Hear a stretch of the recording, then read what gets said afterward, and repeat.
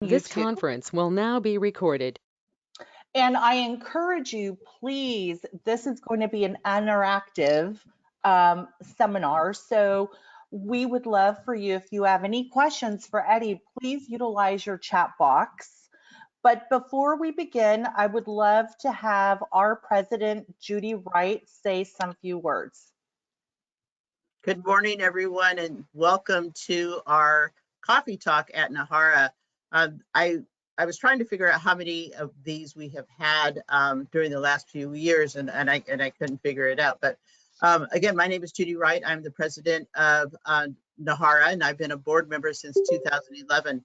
And for the last 7 years, I've had the privilege of being the president. I'm also the Vice President of Human Resources at Valley View Casino and Hotel, and I'm an enrolled member of the San Pasqual Band of Mission Indians. As Janet had mentioned, Nahara is a nonprofit organization that consists of a 501c6 and a 501c3, and we are excited to partner with our other tribal organizations, such as the NIGC. I also have known Eddie for quite a few years, and am just really happy to have him on our show and bring all of his knowledge to all of you. So without further ado, we'll turn it over to Eddie. Great, thank you so much. I appreciate that introduction, Judy and Janet. You both are shining stars in the industry, and this is a really unique opportunity for the agency now that I've only been with the NIGC for about a little over 2.5 months. And I couldn't think of a better way to get my career started with the NIGC and reaching out to such an important agency, because you guys provide such a critical support to the preparedness, to the emphasis, to just tribal gaming in general. And I'm going to be going over some of that in my talk too. So I want to make this very interactive. I see a lot of people that I know on here, some former colleagues from Sequan and from my previous days at NIGC, which was is the National Indian Casino Safety and Security Association. So glad to see a view from there, and from a lot of conferences that I've been to, and really good to see a lot of you here. So please, during this session, please, I have a chat box here. I'm about to welcome you through. So please put in comments in the chat box, any questions. I'll be sure and be checking those throughout, and I can answer any of the questions that you may have. And if I don't have the answers, I'll be sure and work with Janet to get your contact information and get that to you. I'll put my email in there soon too. I forgot to do that, Janet, and you recommend. So this is coffee talk, right? So you guys have your coffee? I got my coffee. Everybody have theirs? So yeah, this is 9 a.m. out here on the West Coast. For those of you, I'm in San Diego, California, and that's where I'm coming at you from. I know some of you are probably on the East Coast, depending on that time change. It's noon on the East Coast. And I think Congress just passed a new law saying that they're going to keep daylight savings time for good. In case some of you didn't know that, I just read that. So that sounds like a good idea to me. But what I want to do today is talk to you a little bit about the agency's emphasis on preparedness, and talk to you a little bit, for those of you who don't know about the agency, kind of give you a overview about the agency, what it is, the organizational structure, and then 4 emphasis areas that was recently put on the strategic plan, and then talk about those preparedness objectives. And then I want to spend some time talking about the role in HR in preparedness with tribal gaming commissions, with the operations, and how your role is so critical to the well-being of all the employees and the guests that visit tribal lands and tribal casinos. Sound good? All right, we'll get started. So I want to spend a couple of minutes on the National Indian Gaming Commission. Was created by Congress through the Indian Gaming Regulatory Act, also known as IGRA, and I'll be saying that a little bit, IGRA, in 1988. So the Indian Gaming Regulatory Act was established the NIGC as an independent federal regulatory agency within the Department of the Interior. So IGRA was enacted with the express purpose to support and promote tribal economic development, self-sufficiency, and strong tribal governments through operations of gaming on Indian lands. Okay, so that is the structure of how it's kind of an overview of IGRA and the NIGC and how it was created.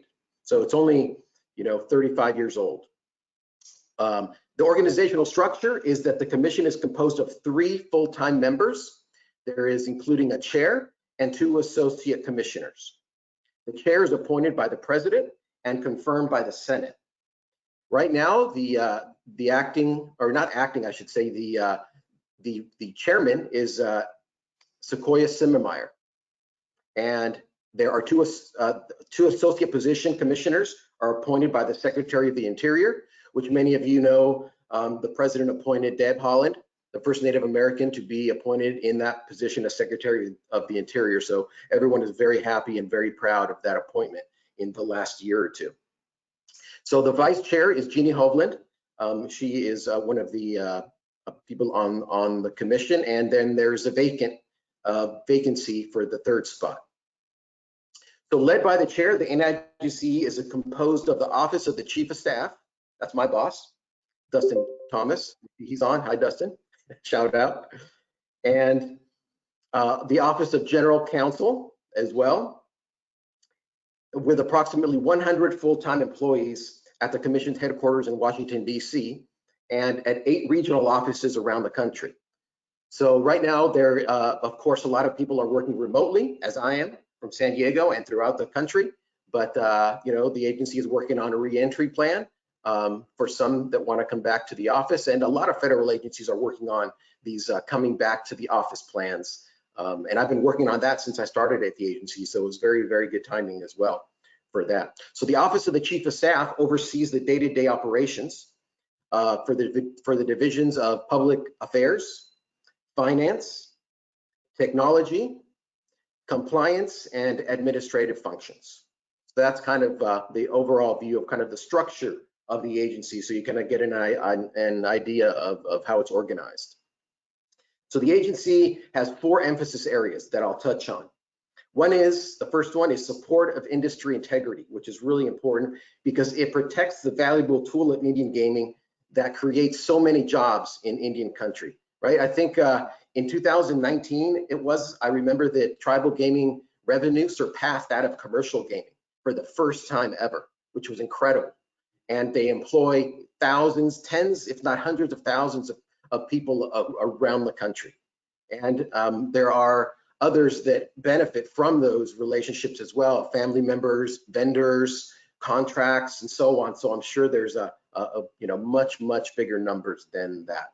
So one is the support of industry integrity. The second one is agency accountability, right? Agency accountability is really, really big because that is there to meet the tribes and the public's expectation for the administrative process that the NIGC has.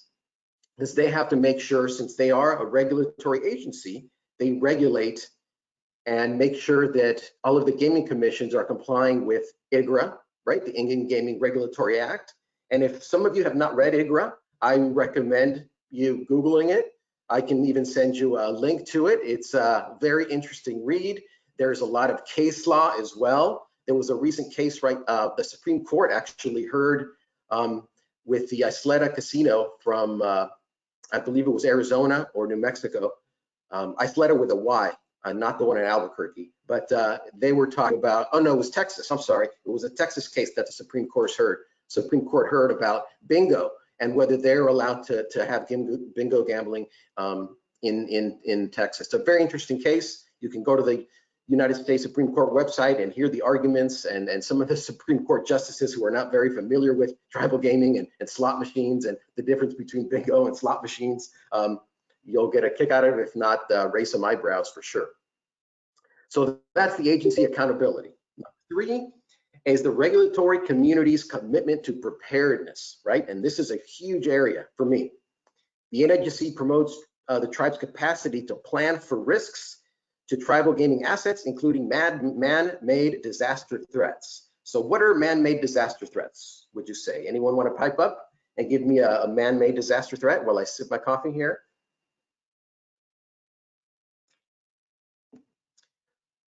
How about fires? Fires is a man-made, right? It can be both man-made and natural. How about hazardous chemical spill, right? Tribes, casinos, warehouses, You know, they have chemicals. That could be a man-made threat. Transportation accidents, believe it or not, transportation accidents are the highest rated accidents that happen around the country are on tribal lands, on reservations. I know this because I was on a Zoom call with, they had a tribal affairs meeting, and the Secretary of Transportation, Peter Buttigieg, who was talking about the infrastructure and bringing money from the government to help tribes, and part of that was the infrastructure bill was bringing some of that tribal allocated money to help with the roads because some of them are so remote and not very safe, and a lot of accidents are happening on tribal lands on the roads, and the accidents are the highest percentage-wise on Indian reservations. So that was something that I didn't know, that I learned just from his conversation there. And what else? Pollution, of course, man-made. Another one is the pandemics, right? That's another preparedness issue. And I have to say, and I have to give the hugest shout out to the HR community, because the HR had the toughest job of them all in trying to know what to do with this new pandemic and bring people back safely, and making sure that the casinos, the tribal governments, the gaming commissions were a safe place for people to come back to. For God's sake, our casinos, our workforces went home for 2 months or longer. Some still have not opened. So HR had to do a new term called contact tracing. What in the world is contact tracing, right? Work with your surveillance department to find out if there has been an outbreak of sorts in one of your departments.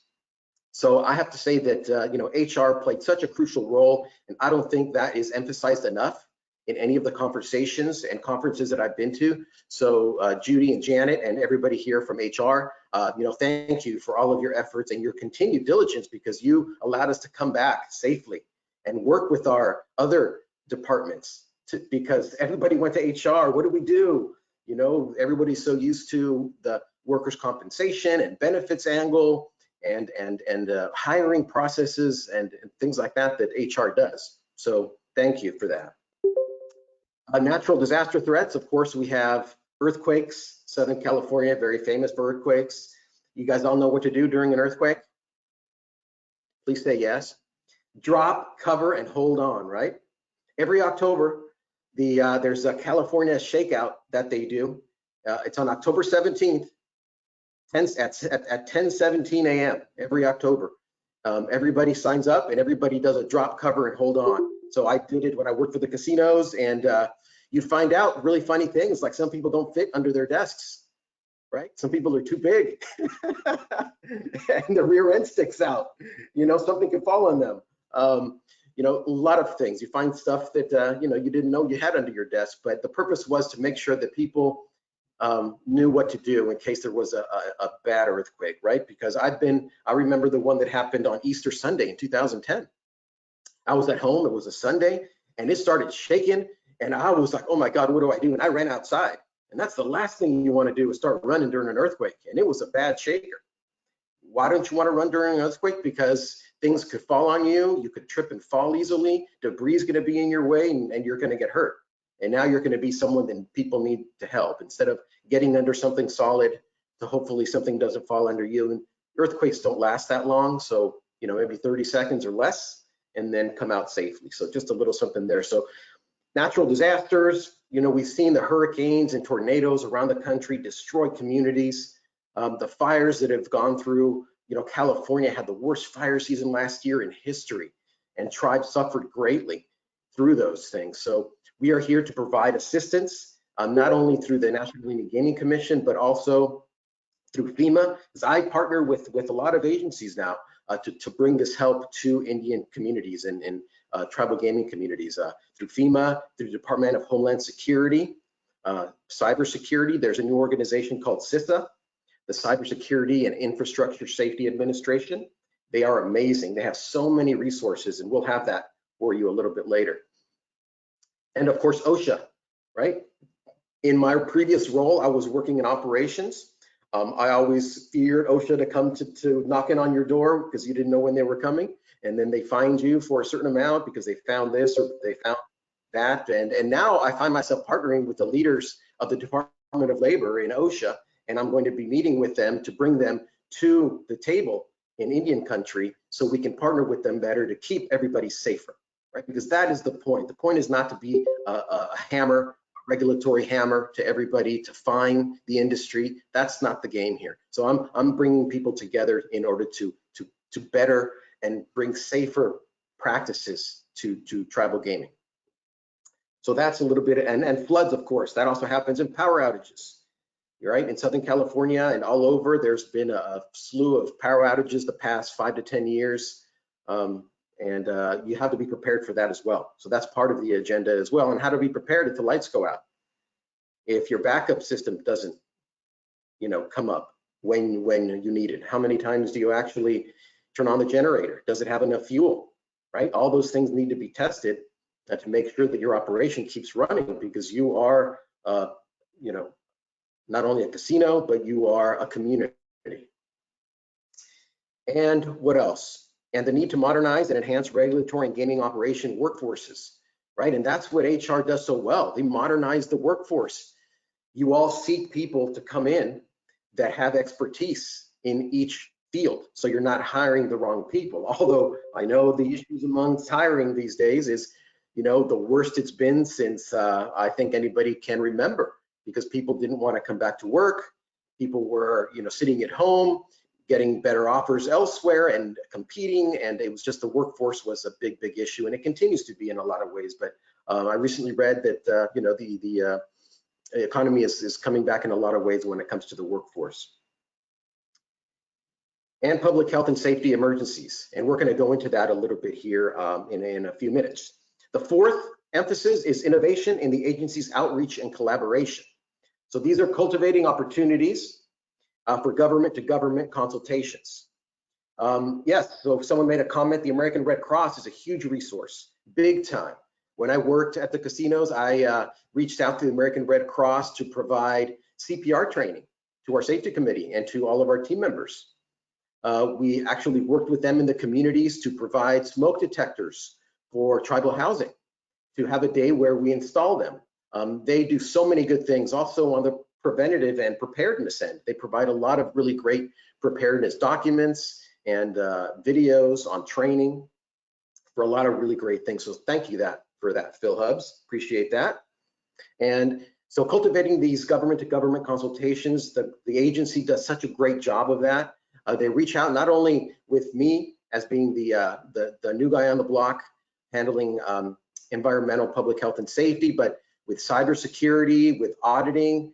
They have an amazing compliance team as well, and the general counsel's office. They do an incredible job bringing all of these agencies and working with other government-to-government consultations. And they have these every month. They have the national training topic of the month for the NIGC. I think right now they're having an audit boot camp yesterday and today. So as soon as we get off here, you can log on there.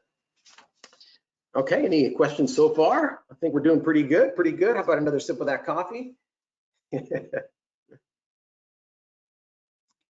All right, continuing on to the preparedness objectives. So Chairman Simmermeyer made preparedness one of his emphasis areas since he started as chairman. Preparedness has been included in the agency's recently implemented 2022 to 2026 strategic plan. So part of that is to provide current and up-to-date training and resources to improve the stakeholders' awareness and understanding of preparedness for risk to tribal gaming assets, the laws and regulations that are designed to foster preparedness by ensuring the tribes have the most current information, and how the tribes can locate preparedness resources. So those resources can be provided through the regional offices there are 8 across the country, and the tribal gaming commissions communicate all the time with their regions and their region directors and their region compliance officers. So they have great relationships within the industry for that. Also on the website, they have really great resources, templates. I'm going to be releasing, I'm not on, but the agency is going to be releasing an emergency action plan template for tribal gaming commissions, casinos, tribal governments to use and implement so they can be better prepared. The NIGC is committed to providing technical assistance to tribes for the development and improvement of tribal protocols related to public health and safety. So this technical assistance that I'm talking about is they could reach out to the NIGC, and I could get sent to a tribe with the Gaming Commission to help and look at their protocols, look at their policies and procedures, do some training on OSHA practices and the best practices, on emergency action plans, on active shooter preparedness, on human trafficking. There's so many things that we do in that field. So the second one of the preparedness is to keep informed about developments in gaming, including those best practices that I talked about, emerging trends, and utilize the knowledge to raise awareness of these developments. So having the latest and greatest about policies that just come out, or new standards from OSHA, for example, or the NFPA, which is the National Fire Protection Association. So things like that. New compacts that are being agreed upon right now, because a lot of the compacts that were agreed upon, and compact is a agreement between the state and the tribe to have gaming. So some of those compacts expire after 20, 30 years, and they have to be renewed. So some of those best practices are included in there. The third one is to support and ensure the tribe's construction and maintenance of the gaming facility, and the operation of that gaming is conducted in a manner which adequately protects the environment and the public health and safety. So just listen to that for a minute. Support and ensure the tribe's construction and maintenance of the gaming facility. How important is that, right? To make sure that the gaming that's going on is done in a safe manner, but that the building is safe for patrons and for employees, right? That there's enough training that's going on with the employees in case there is a emergency that happens, not only for the employees, but for the guests, because you never know when that's going to come up. And we're going to talk about a few of those things here in a minute. So the NIGC is committed to environmental, public health, and safety efforts for tribes. And the NIGC will verify on an ongoing basis that gaming facilities are constructed and operated in a manner that adequately protects, I'm going to say it again, the environment, public health, and safety in accordance with IGRA, the Indian Gaming Regulatory Act, the NIGC regulations, and approved tribal gaming ordinances. So there is a facility license that each property has to provide to each gaming commission, to the NIGC, and in those facility licenses are very important safety and preparedness guidelines that the gaming commission has to attest to say that yes, the operation is being conducted in a safe manner. There is preparedness training, there is safe water here, there is an emergency preparedness plan for the casino. So there's a lot of things that go into that preparedness plan and the facility license. And that's something that we also have at the agency here at NIGC to provide gaming commissions with a checklist for some of those things. Because can you imagine, I remember when I worked at the operations and we had to close the casino. How do you close the casino? So we worked together with our gaming commission and worked on, I remember I was brought back to the casino to make sure that we made sure that all of the systems in place were going to be shut down, from facilities to having enough people to monitor the safety and security of the casino. We had a skeleton crew of security. We certainly had surveillance there that we needed to have, but all of the rest of the people were not there. But we had to make sure that the plumbing was turned off, the electrical, the gas, all of these things that you don't necessarily think of, that this checklist was created for in order to close a casino. When would you ever imagine that we would need to close a casino, and how to do it safely, right? And how to comply with these regulations. So it was a really great working relationship that I had with the Gaming Commission to provide the NIGC with updated guidance on what we were doing at the time. So I'm very grateful for those experiences that I had that I'm bringing to bear now with the agency and with everybody who's here on the call, and with others in the industry, countrywide or industry-wide. So that brings us to our topic of the human resources role in emergency action plans. So human resources are the ones who provide such a critical role when it comes to hiring employees, right? Because that is what the function is.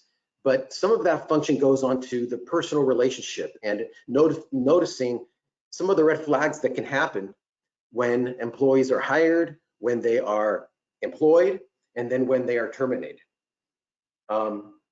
Because some of these emergencies that happen, unfortunately, recently I've noticed, and throughout the industry, I've read that a lot of these workplace violence issues that are happening, are former employee or current employee related. So what are some of those red flags that can be seen or that can be noticed so they're reported, right? We have something that I've talked about for a long time, and it's called see something, say something, or hear something, say something, right? That's so important, not only for threats that you can see visually, but for people's actions and red flags that you see that are people that are suffering. I mean, the pandemic has really put a real emphasis on how people are treated and how people feel, and as far as depression, anxiety, and society and human to human interaction. I mean, look at us here. We are doing everything through Zoom. The human to human interaction has been missing, for a long, long time. And how do you get back to that, right? I know a lot of people are getting back to work, but how is HR getting notified about some of the threats that are happening at the casino about the employees, right? That is such a critical role. And if those threats do happen, what is HR doing with that information? Although that information is very confidential, are they working with security and surveillance to find out and do an investigation as to an incident that happened that maybe could be confronted or taken care of before it grows and gets out of hand? Because there is a cycle of violence that occurs with people if it's not addressed. So it's really important that when you address those things, you sit down with the person, you have professionals that know how to speak to people about what they're going through, right? This is not just somebody who you hired in HR and you're putting them to interview people that are involved with a workplace violence situation. Sometimes workplace violence happens through fights, that happen through arguments, through racial slurs, through acts of violence against either property or other people, even a push, or someone gets angry because they missed the shuttle from the parking lot and they throw their coffee at them and it hits the shuttle. That is a progression. Not to say that you need to sit down with every single person that spills their coffee, but you know what I'm talking about. It's important that you have an open kind of communication so employees can also report these things, because oftentimes things go unreported because they don't have an avenue to get to HR. So either through an anonymous phone call, an anonymous email, so they don't feel like they're being a tattletale. Because people also feel like they don't want to be the subject of something like that. So workplace violence and the red flags, the cycle of violence is something really, really important that I want to make sure that we all find more training on. This is just a discussion here to bring awareness to you all about what is happening so that you can seek out more after this discussion, because we don't want to leave it here, right? We want to be able to make sure that you all talk to your security teams, talk to your safety teams, and come up with some of these policies and procedures to make sure that they're in place. I know that there have been some incidents recently where training and policies and procedures were critical in saving lives. Just recently, I think it was a few months ago, the synagogue in Texas, that the 4 people were held hostage. Amongst them was a rabbi, and they were held hostage for hours by a gunman. And they waited until an opportune time in order to attack the gunman and distract him. They threw a chair at him and they all rushed out the emergency exit. Now, they interviewed the rabbi afterwards, and he said, if it wasn't for the security training that we had, I wouldn't know what to do. He wouldn't have thought of it. He would have been too afraid. So this is so critical, because we all don't know how we're going to react unless we know how to react. So the more information, the more training that we have, I think the better off we're all going to be. And it's great to collaborate with the other departments in your casino, in your tribal government, in your gaming commission. Get to know the people, right? This is a people business, and how you're going to succeed is by collaborating with others. You're not going to do it by sitting in your office sending emails. Even though that's a lot of what we do, you really need to start collaborating, meeting people in person when you can. You know, when I know the CDC has put out a community level standard now where in order to wear masks is optional now in a lot of places now. There's a new CDC map that looks at hospitalizations instead of community spread.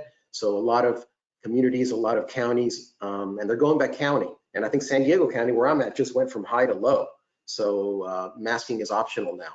And there's low, medium, and high. And high is where it's required, medium, it's optional, and low is optional as well. So we can send you some of that as well.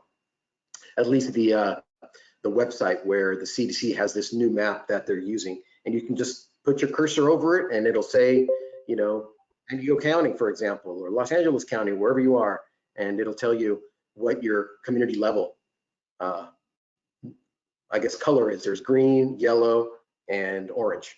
So there you go on that.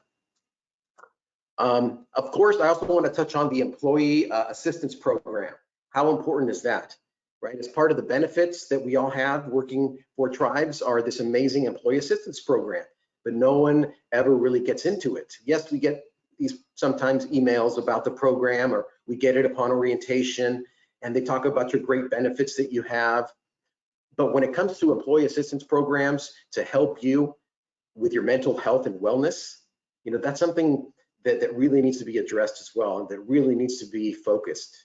Some of those counseling sessions that are provided to team members whenever there is an incident or an emergency that happens, whenever there is a fire, whenever there's a bad fight that happens, whenever there is an active shooter that happens, you know, whenever there's some sort of emergency that happens, or some tragic event that's happening in your life, you have the ability to contact the employee assistance program to talk to a professional about these things, so you become better and you get over some of these things, and you can work through it, right, to get back to the person that you were, the person you want to be, right? So those employee assistance programs, not only for your mental health, but your physical health. I know that some properties, HRs have those Fitbits that you put on your wrist. I don't know if any of you have them on you, but the Fitbit, you know, tells you how many steps you took, and sometimes there's a competition within the community or within your department about who's taking the most steps and things like that. And sometimes there is a discount on your insurance too, if you sign up for it and do certain things for it. So wellness is also a very, very, very big deal. And the fourth one is to support the tribe's preparedness to identify and protect and detect and respond and recover from cybersecurity threats and attacks.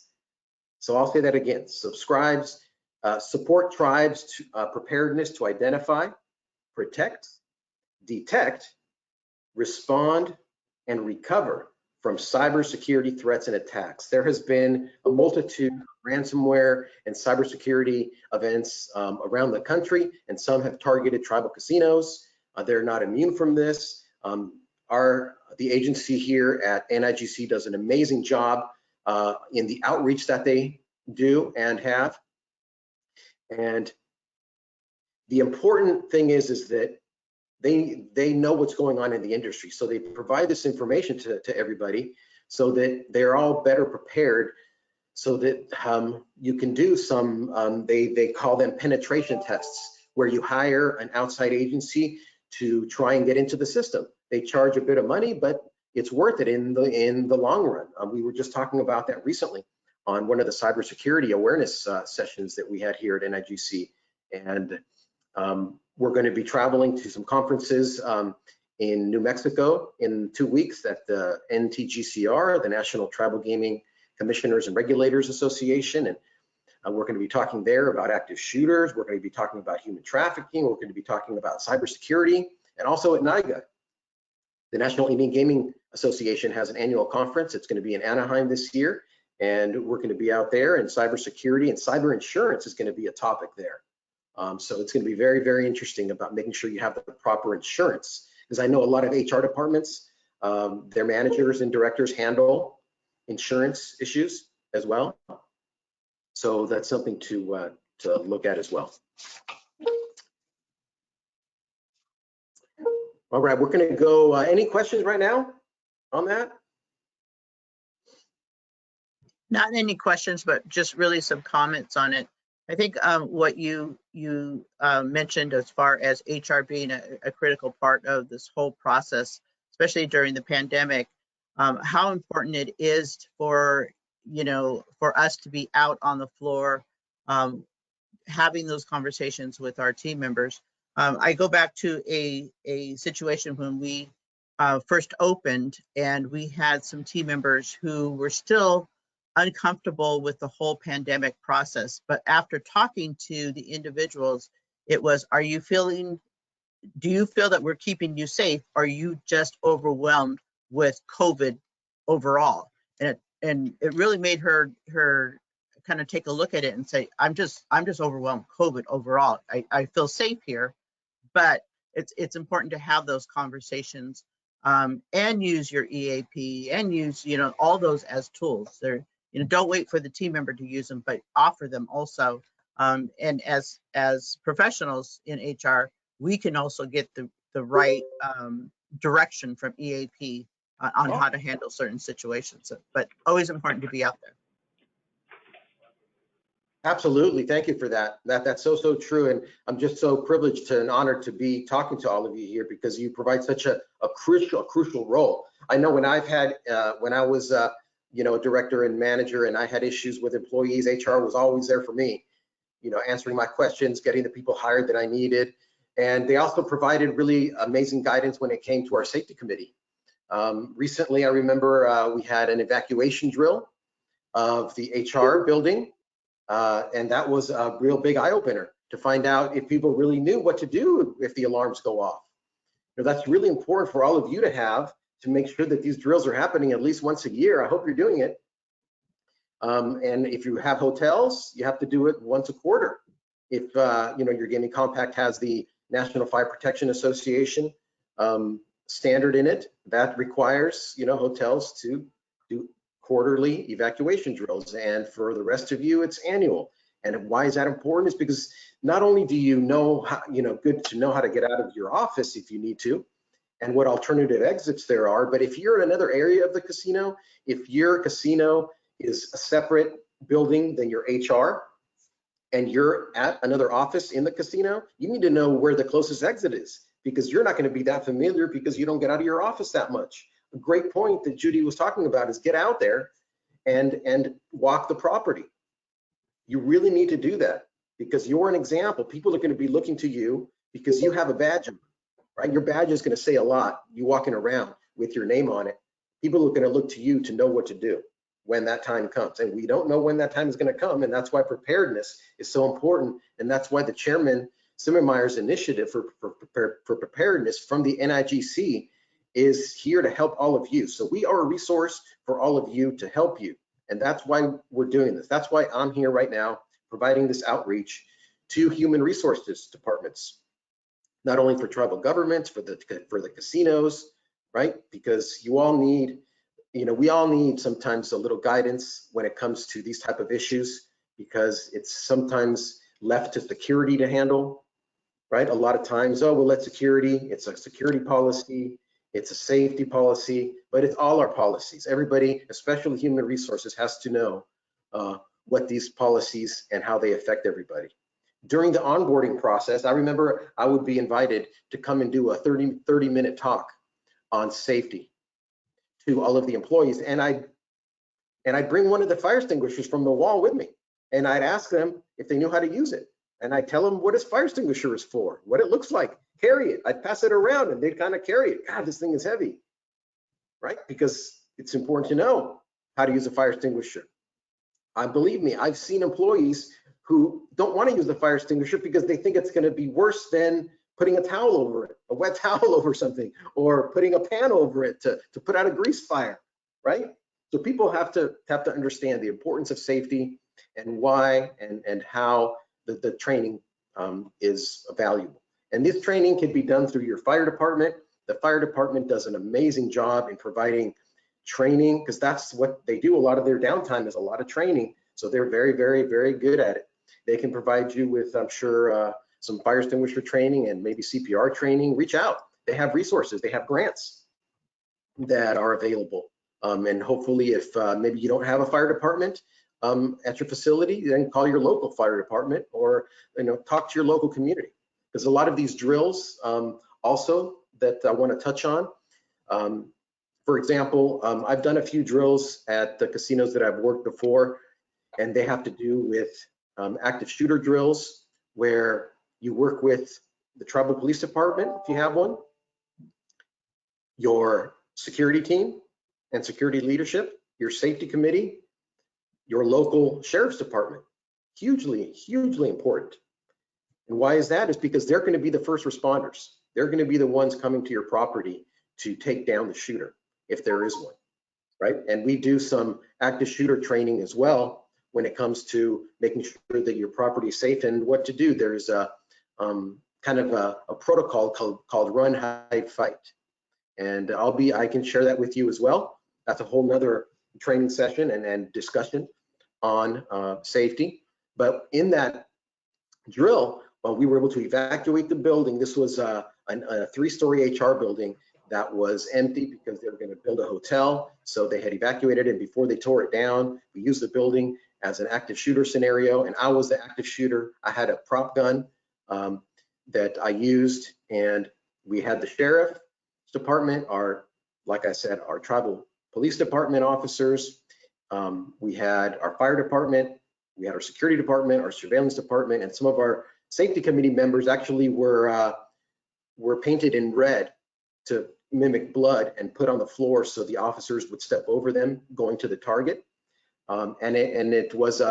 It took a lot of planning. It takes a lot of round tables, and tabletop sessions before that to get to that, months and months of preparing for this, but it's very, very much worth it, because you see what happens and what law enforcement has to go through, and you learn a lot about yourself and about what to do during these really critical moments, because there have been some active shooter situations in our tribal gaming commissions. Unfortunately, about 12 years ago, a former employee came back to a tribal gaming commission and killed his former boss because he felt he didn't give him a good recommendation for another job.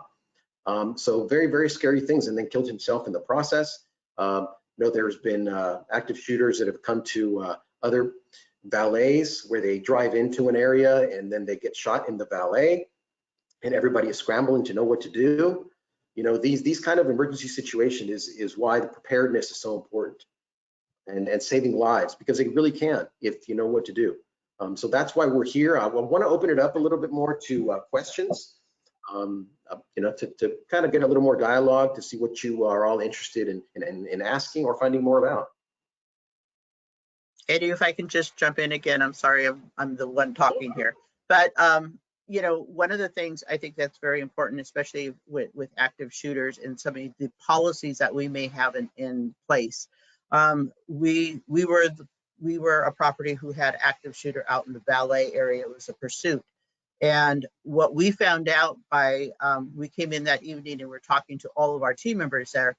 What we found out was that one of our policies, which was our team members cannot have a cell phone on them while they're working on the floor. That was one of their biggest concern, because many of them were frightened and felt like, I may not even see my family anymore, but I don't have a way of calling them and letting them know what's going on.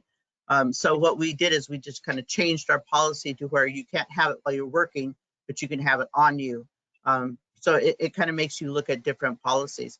The other thing that I wanted to mention, and you had some really good, during earthquakes, in California, we have a lot of earthquakes, is knowing what kind of building you're in, because many of us are in modular buildings or mobile buildings where the jacks can come up through the floor. So you don't want to go under your desk for those. So, be aware of what type of property or building that you're in, and be familiar with your property. But a lot of good information, Eddie. Thank you, Judy. I appreciate that. I'm really happy that I'm able to share some of these topics with you. We have a question about Don Lee from Sequans asked, you mentioned that OSHA would be having more collaborative efforts with tribal gaming. Anything you can share on that front? That's something that I'm working on at the moment. Nothing has been scheduled, but I'm working on that, and I will definitely let you all know when that happens. But it's something is in the process in collaborating with the leadership of the Department of Labor, because they recently appointed Teresa Lujan. She is from the Department of Labor's point of view, she is a new tribal liaison that they haven't had in the Department of Labor ever. So she was finally able to get them and convince them to appoint her as tribal liaison. So I'm really thrilled about that. It was great timing that it happened right now. So I'm working with her and with some other regional directors in OSHA to bring them to the table here to, and we'll be having hopefully some sessions like this with OSHA to share some of their best practices, some of the top 10 violations, and how they're collaborating with tribal governments.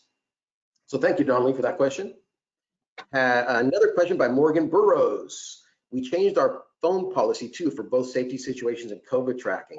That's great, the phone situation too, because that was a big violation for a lot of employees, not to be able to carry that on them during working hours or on the casino floor. But now things have changed, no doubt about it.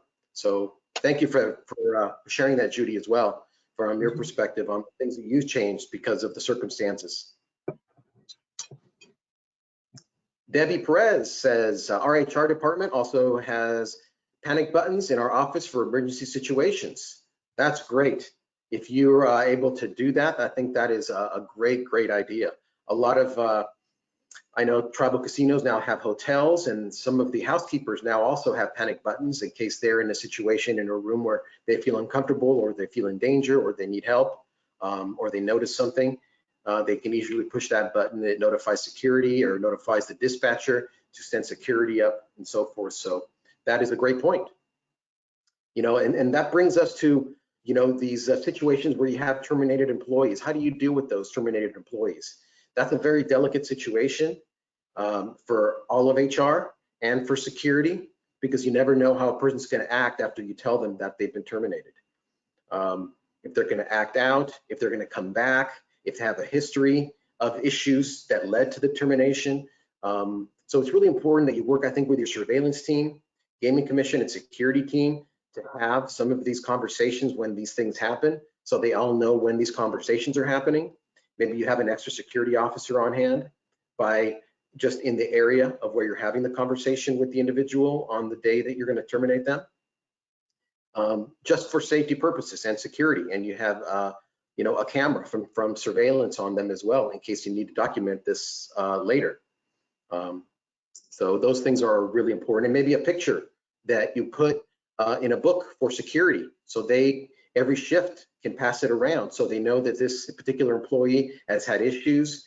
A lot of times, most of the time, I think employees get a certain amount of time to cool off. Isn't that right, Judy and Janet? They have like a cooling off period. I'm not sure, 60, 90, 120. We have a standard of, we have a standard of 90 days, and depending on the situation, it could go up to 180 days.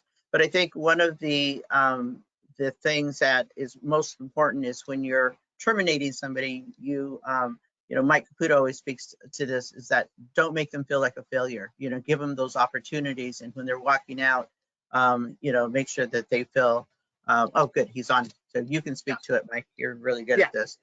Yeah, no, I think that's a perfect setup, and something that I've learned through our training on our property is we want to make sure that people aren't feeling like failing human beings as they walk out the door. We all know that sometimes it's not a fit, but even the way we write our documents, it's important for HR to be accurate in what the final incident is and things like that. But we've looked at things like names, and do we replace the name with your manager or the manager of the department, and just all those different things that we can do to make things ready. And Eddie, I really am enjoying your topic, and sucking it up and absorbing all of it, and just kind of revisiting the past 2.5 years. We've had active shooter scenarios, we've had all kinds of things in the world taking place. And the one thing that I think coming out on the other side of the pandemic is the more you can have in place and the less decisions you have to make, because the foundation of it has been there. the less stress it is, because, you know, one of our topics that we found on our coffee talks is compassion fatigue and decision fatigue and all those things. So being prepared prior to, you know, and trying to take as much of the scenarios in there is really, really important, you know. But again, like Judy said, just to stay on topic with that, you know, that's something that a lot of us, I don't think we really, really think about, is putting ourselves in the person's shoes that's sitting in the office. You know, instead of we're at a heightened state, we're anxiety, we don't like terming people, but if you don't put yourself in their shoes a little bit and try to address it, then that's when I've seen the bigger problems take place. Thank you for that. That's so true. Having compassion, because it is a difficult situation. You're right. Sometimes it's not a good fit and they have to go elsewhere, but absolutely, it's human resources, right? After all, it's in the name. So, you know, compassion, definitely. I appreciate those comments. We have a question here. I believe it's from Denise Liebold. What about the health department? Do tribal casinos work with them? If not, why? Well, I can tell you from my experience, tribal casinos that I've worked with and that I know of do work with Indian Health Services to do food safety inspections. I do have frequent, I would say frequent, but I have monthly calls with the Indian Health Services and the CDC and DHS on different calls, and we do talk about, you know, health and wellness issues for tribal casinos. So their emphasis on food safety right now is a really, really big deal, and they also have recommended that actually timely with HR, with all of you here, is that casinos, tribal casinos, casinos in general, hire someone in their capacity as a food and safety person, because in food and beverage, because it's such a really important topic about foodborne illnesses, and to make sure that the food is temperatured properly and proper protocols are in place. And now that health is such a priority, not like it's, you know, it's been before, but now with all of these illnesses and pandemics, possible Legionnaire's disease and other things that can happen if you're not, you know, wearing gloves, and easily things that are transmitted. So they recommended actually that you know, that the food and beverage staff have someone in food safety that's trained in food safety. I know that in a previous job I had, they did have someone as a food and beverage safety manager for that particular issue, because all of the people coming into food and beverage are going to be handling not only food, beverages, and handling chemicals potentially from the stewards. They're handling dishwashing, you know, to the bartenders that are now fixing these fancy drinks. If you guys see some of these drinks they're making at the tribal casinos, I mean, they're bringing some of these ice cold, or I forget what you call them, but all this like cloudy drinks, and they're making them, and it can have a really potential dangerous situation happen, but on the safety end. Great questions. So Phil says, you the man, Eddie, good job. Thank you, Phil, appreciate it. And then Morgan Burroughs, right, Judy? Treat these team members with respect and professionalism, even though being separated is based on something they have or have not done. They are still losing their means to support themselves. Very, very true. Thank you, Morgana, appreciate that. All right, any other questions, comments? I know we're getting close on time here, a couple of minutes. We may have a couple of more minutes. I'll put my email here for everybody, so you can contact me with any further questions you can have, and any outreach. You know, you can contact the agency, and we can share some of our best practices and some of our policies and procedures, and any training that you all might need on the environmental, public health and safety end, because, you know, I'm really excited about this new opportunity that I have with the agency, and was brought on for as one of the main emphasis programs from the chairman, Simmemeyer, and his role with the agency. So, you know, thank you for inviting me, and I'll continue to talk, but I know that Janet, you have some stuff you want to cover too. Yeah, I mean, Eddie, I can listen to you all day. There's so much that I have learned today. I'm going to be Googling everything that you have said. I'm so happy that you provided your email. Would your presentation be available if someone were to email you? Because everything that you said was amazing. Absolutely, I have an outline that I prepared, that some talking points, absolutely. Okay, fantastic. We can share that on our website, and the session today has been recorded and will be on the NAHARA channel by Friday. Eddie, wanted to thank you so much. So excited that we are able to listen to you. Great topic. Look forward to some more topics from you. And Judy, do you have any closing words? Just a huge thank you, Eddie, for, bringing all your knowledge. I think my parting words would be how important it is for all departments to work together. It's not just your safety department. It's not just your security department or your HR department. It really is a collaboration in keeping your property safe. So thank you for that. You're very, very welcome. And, I know, in a lot of times the gaming commissions at properties and operations don't see eye to eye on things, but this is a new time for all of us. We've all grown together through all of this, and I think it's brought a lot of us closer to work more towards the end of, being better and doing our jobs better and collaborating instead of being, instigating issues, providing solutions to problems and working together. I think that's a big lesson that I learned here too, along the way. Absolutely.